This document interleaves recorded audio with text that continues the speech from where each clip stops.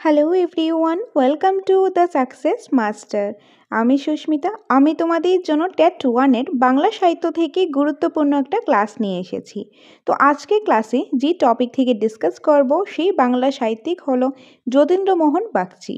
তো যতীন্দ্রমোহন বাগচি থেকে প্রথমেই আমরা কনসেপ্টটা দেখে নেব, তারপর আমরা এমসিকিউসও প্র্যাকটিস করে নেব। তো ক্লাসটা খুবই গুরুত্বপূর্ণ, স্কিপ না করে লাস্ট পর্যন্ত দেখতে থাকো। আর এখন তাহলে দেরি না করে আজকের ক্লাসটা আমি শুরু করছি টেট ওয়ান থেকে বাংলা সাহিত্য যতীন্দ্রমোহন বাগচি।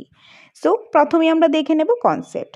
যতীন্দ্রমোহন বাগচি জন্মগ্রহণ করেন 1878 খ্রিস্টাব্দে। তো যতীন্দ্রমোহন বাগচি কবে জন্মগ্রহণ করেন? 1878 খ্রিস্টাব্দে। জন্মস্থান নদিয়া জামশেদপুর। তো যতীন্দ্রমোহন বাগচির জন্মস্থান কোথায় জন্মগ্রহণ করেন? নদিয়া জেলা জামশেদপুরে। তার পৈতৃক নিবাস হুগলির বলাগড় গ্রাম। তার পৈতৃক নিবাস কোথায়? হুগলির বলাগড় গ্রাম হলো তার পৈতৃক নিবাস।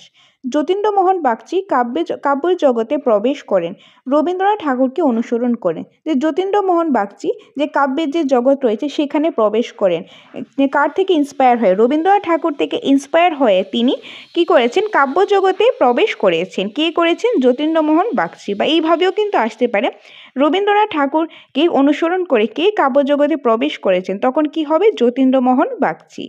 ওকে, সো এখানে আমরা কি কি দেখলাম? যতীন্দ্রমোহন বাগচি কবে জন্মগ্রহণ করেন? 1878 খ্রিস্টাব্দে। কোথায় জন্মগ্রহণ করেন? নদিয়া জামশেদপুর।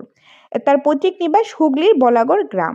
আর যতীন্দ্রমোহন বাগচি কাব্য জগতে প্রবেশ করেছেন কাকে অনুসরণ করে? রবীন্দ্রনাথ ঠাকুরকে অনুসরণ করে। নেক্সট রয়েছে, যতীন্দ্রমোহন বাগচি কোন পত্রিকার সম্পাদক ছিলেন? যে যতীন্দ্রমোহন বাগচি একটা পত্রিকার সম্পাদক ছিলেন, আর সেই পত্রিকাটার নাম কি ছিল? সেই পত্রিকাটার নাম পূর্বাঞ্চল পত্রিকা। তো যতীন্দ্রমোহন বাগচি পূর্বাঞ্চল পত্রিকার সম্পাদক ছিলেন। বা এরকম আসতে পারে পূর্বাঞ্চল পত্রিকা, এই যে পত্রিকাটা রয়েছে এই পত্রিকার সম্পাদক কে? তখন কি হবে? যতীন্দ্রমোহন বাগচি। যতীন্দ্রমোহন বাগচির প্রথম কাব্যগ্রন্থের নাম কি? লেখা। যতীন্দ্রমোহন বাগচি তিনি কাব্যগ্রন্থ লিখেছেন, আর তার যে প্রথম কাব্যগ্রন্থ সেই প্রথম কাব্যগ্রন্থের নামটা হলো কি? লেখা। লেখা কাব্যগ্রন্থটিকে কাকে উৎসর্গ করে লিখেছেন? রবীন্দ্রনাথ ঠাকুরকে উৎসর্গ করে লিখেছেন। তো রবীন্দ্রনাথ ঠাকুরকে উৎসর্গ করে লেখা একটি কাব্যগ্রন্থের নাম হলো লেখা। আর এই যে লেখা কাব্যগ্রন্থটি সেটা কে লিখেছেন? এটা লিখেছেন যতীন্দ্রমোহন বাগচি। কাকে উৎসর্গ করে লিখেছেন? রবীন্দ্রনাথ ঠাকুরকে। লেখা কাব্যগ্রন্থটি প্রকাশিত হয়, লেখা কাব্যগ্রন্থটি এটি কবে প্রকাশিত হয়? এটি 1906 খ্রিস্টাব্দে প্রকাশিত হয়। লেখা কাব্যগ্রন্থটি কবে প্রকাশিত হয়? 1906 খ্রিস্টাব্দে। তো যতীন্দ্রমোহন বাগচি কোন পত্রিকার সম্পাদক ছিল? পূর্বাঞ্চল পত্রিকার। বা একটু ঘুরিয়ে যদি দেয়, পূর্বাঞ্চল পত্রিকার সম্পাদককে যতীন্দ্রমোহন বাগচি।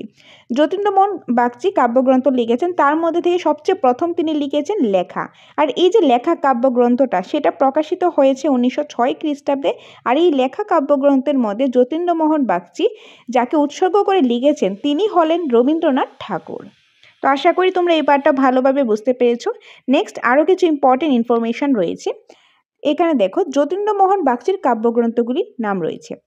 যতীন্দ্রমোহন বাগচি অনেকগুলি কাব্যগ্রন্থ লিখেছেন, তার মধ্যে থেকে সর্বপ্রথম তিনি লিখেছেন লেখা।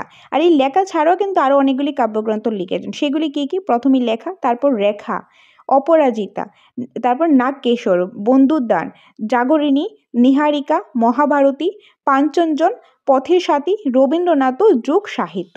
এই যে কাব্যগ্রন্থগুলি, এই নামগুলি কিন্তু তোমাদের মনে রাখতে লাগবে, কারণ এখান থেকে কিন্তু কোশ্চেন আসার সম্ভাবনাটা অনেকটাই বেশি। Very very important part. তো যতীন্দ্রমোহন বাগচি কিছু কাব্যগ্রন্থের নামগুলি কি এখানে দেওয়া রয়েছে, সবগুলির নাম তোমরা মনে রাখার চেষ্টা করবে, কারণ বিভিন্নভাবে কিন্তু কোশ্চেন আসতে পারে। কর্মকবিতার লেখককে, যে কর্মকবিতাটা, এই কবিতাটার লেখককে যতীন্দ্রমোহন বাগচি। তো যতীন্দ্রমোহন বাগচি একটা কবিতাও লিখেছেন, সেই কবিতাটার নাম হলো কর্ম। তো কর্মকবিতার লেখককে যতীন্দ্রমোহন বাগচি। বাঁশবাগানে মাথার উপর চাঁদ উঠেছে ওই, ও ও গো আমার শোলক পরা কাজলা দিদি কই। এই যে বিখ্যাত পংক্তিটি রয়েছে, এটা আমরা ছোট থেকে অনেকবার পড়েছি, যে বাঁশবাগানে মাথার উপর চাঁদ উঠেছে ওই, মা গো আমার শোলক পরা কাজলা দিদি কই। এই যে লাইনটা, এই যে বিখ্যাত পংক্তিটা, এই পংক্তিটা কে লিখেছেন? Jatindra Mohan Bagchi. Very very important, এই পংক্তিটা লিখেছেন যতীন্দ্রমোহন বাগচি। ওকে, নেক্সট রয়েছে, বাঁশবাগানে মাথার উপর চাঁদ উঠেছে ওই, মা গো আমার শোলক পরা কাজলা দিদি কই।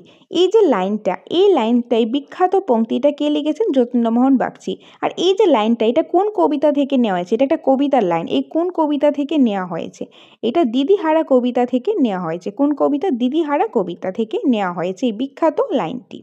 যতীন্দ্রমোহন বাগচি কোন পত্রিকার সম্পাদক ছিলেন? মানসী পত্রিকার সম্পাদক ছিলেন। তো যতীন্দ্রমোহন বাগচি কি আরেকটা পত্রিকার সম্পাদক ছিলেন, এটা হলো মানসী পত্রিকা। নেক্সট রয়েছে যতীন্দ্রমোহন বাগচি কোন পত্রিকার যুগ্ম সম্পাদক ছিলেন? যুগ্ম সম্পাদক হলে যমুনা। যতীন্দ্রমোহন বাগচি যমুনা পত্রিকার যুগ্ম সম্পাদক ছিলেন। তো ভালোভাবে কোশ্চেনটা পরে কিন্তু আনসার করবে যে শুধু সম্পাদক বলা হয়েছে নাকি যুগ্ম সম্পাদক বলা হয়েছে। যতীন্দ্রমোহন বাগচি কোন পত্রিকার মালিক এবং সম্পাদক ছিলেন? পূর্বাঞ্চল। যে পূর্বাঞ্চল যে পত্রিকাটা, এই পত্রিকাটার তিনি মালিকও ছিলেন প্লাস তিনি সম্পাদকও ছিলেন। আর যদি শুধু সম্পাদক হয় তাহলে হবে মানসী, আর যদি বলা হয় যুগ্ম সম্পাদক তখন হবে যমুনা। যতীন্দ্রমোহন বাগচি মৃত্যুবরণ করেন 1948 খ্রিস্টাব্দে। তিনি কবে মৃত্যুবরণ করেন? 1948 খ্রিস্টাব্দে। ওকে, সো আমরা কি কি দেখলাম কনসেপ্টের মধ্যে? প্রথমেই আমরা দেখলাম যতীন্দ্রমোহন বাগচি জন্মগ্রহণ কবে করেন, তার জন্মস্থান, তার পৈতৃক নিবাস এবং তিনি কাকে অনুসরণ করে কাব্যজগতে প্রবেশ করেছেন। কাকে অনুসরণ করে? রবীন্দ্রনাথ ঠাকুরকে অনুসরণ করে। নেক্সট আমরা দেখে নিলাম যতীন্দ্রমোহন বাগচি কোন পত্রিকার সম্পাদক? পূর্বাঞ্চল পত্রিকা। এই পূর্বাঞ্চল পত্রিকা তিনি সম্পাদক প্লাস তিনি এই পূর্বাঞ্চল পত্রিকার মালিক। তাছাড়া যতীন্দ্রমোহন বাগচি প্রথম কাব্যগ্রন্থের নাম হলো লেখা, যেটা প্রকাশিত হয়েছে 1906 খ্রিস্টাব্দে। আর এই যে কাব্যগ্রন্থ রয়েছে এটার মধ্যে রবীন্দ্রনাথ ঠাকুরকে তিনি উৎসর্গ করেই লিখেছেন। নেক্সট যতীন্দ্রমোহন বাগচির কিছু কাব্যগ্রন্থ আমরা দেখে নিয়েছি এবং কর্মকবিতার লেখককে যতীন্দ্রমোহন বাগচি। তাছাড়া একটা বিখ্যাত পংক্তি রয়েছে, বাঁশবাগানে মাথার উপর চাঁদ উঠেছে ওই, মাগো আমার শোলক বড়া কাজলা দিদি কই। এই যে পংক্তিটি, এইটা কে লিখেছেন? যতীন্দ্রমোহন বাগচি। এবং এই যে লাইনটি, এই লাইনটি কোথায় থেকে নেওয়া হয়েছে? একটা কবিতা থেকে নেওয়া হয়েছে, আর সেই কবিতাটা হলো দিদিহারা কবিতা। তাছাড়া দেখলাম যতীন্দ্রমোহন বাগচি কোন পত্রিকার সম্পাদক? মানসী পত্রিকা। নেক্সট দেখলাম যতীন্দ্রমোহন বাগচি কোন পত্রিকার যুগ্ম সম্পাদক? যুগ্ম সম্পাদক হলে যমুনা এবং মালিক এবং সম্পাদক হলে পূর্বাঞ্চল পত্রিকা।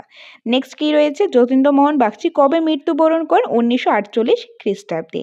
তো এখানে আমরা কনসেপ্টটা দেখে নিলাম। এখন আমরা এমসিকিউস প্র্যাকটিস করে নেব। সো এই যে এমসিকিউস এর মধ্যে কি রয়েছে দেখো, ফার্স্ট ওয়ান, যতীন্দ্রমোহন বাগচির জন্মস্থান কোথায়? যে যতীন্দ্রমোহন বাগচি জন্মগ্রহণ করেছেন যে জন্মস্থানটা সেটা কোথায়? নদিয়ার জামশেদপুর। তারপর রয়েছে এটা হবে জামশেদপুর হবে। হুগলির বলাগড় গ্রাম, বীরভূম গ্রাম, ওপরে কোনোটি নয়। সো কারেক্ট আনসার হবে নদিয়ার জামশেদপুর। কি হবে? নদিয়ার জামশেদপুর। যতীন্দ্রমোহন বাগচি নদিয়ার জামশেদপুরে জন্মগ্রহণ করেছেন। 2 নম্বরে রয়েছে যতীন্দ্রমোহন বাগচির পৈতৃক নিবাস কোথায় ছিল? যতীন্দ্রমোহন বাগচির যে পৈতৃক যে নিবাসটা সেটা কোথায়? নদিয়ার জামশেদপুর, হুগলি বলাগড় গ্রাম, বীরভূম গ্রাম নাকি ওপরে কোনোটি নয়। সো কারেক্ট আনসারটা কি হবে? কারেক্ট আনসারটা হবে হুগলির বলাগড় গ্রাম। কি হবে? হুগলির বলাগড় গ্রাম তার পৈতৃক নিবাস। নেক্সট রয়েছে 3 নাম্বার, নিচের কোন কবিতা যতীন্দ্রমোহন বাগচি রচনা করেন? এখান থেকে কোন কবিতাটা যতীন্দ্রমোহন বাগচি রচনা করেন? কাজলা দিদি, যে শ্রীকল শ্রীকল, অন্ধবধূ, উপরে সবগুলি। সো কারেক্ট আনসার কি হবে? উপরে সবগুলি। এই যে কবিতাগুলি, যে কাজলা দিদি, যে দিদি নিয়ে যে কবিতা, দিদিহারা যে কবিতাটা, সেই কবিতাটা, তারপরে শ্রীকল, অন্ধবধূ, এই যে কবিতাগুলি কে লিখেছেন? এগুলি যতীন্দ্রমোহন বাগচি লিখেছেন। তো এই কোশ্চেন আনসারের মাধ্যমে কিন্তু আমরা আরও অনেক কিছু জানতে পারলাম। কাজলা নদী কে লিখেছেন? যতীন্দ্রমোহন বাগচি। শ্রীকল কে লিখেছেন? যতীন্দ্রমোহন বাগচি। অন্ধবধূ কে লিখেছেন? যতীন্দ্রমোহন বাগচি। তার মানে উপরে সবগুলি হবে, এটা correct answer option number D. Next রয়েছে 4 নাম্বার, যতীন্দ্রমোহন বাগচির প্রথম কাব্যগ্রন্থের নাম কি? যতীন্দ্রমোহন বাগচির অনেকগুলি কাব্যগ্রন্থ আমরা দেখেছি, তার মধ্যে থেকে যে প্রথম কাব্যগ্রন্থটা সেটার নাম কি? সেটার নাম হলো লেখা। কি হবে? লেখা হলো তার যে প্রথম কাব্যগ্রন্থ। এটা কবে প্রকাশিত হয়েছে? এইটা প্রকাশিত হয়েছে যে 1900 কত খ্রিস্টাব্দে? যে 1906 খ্রিস্টাব্দে, 1906।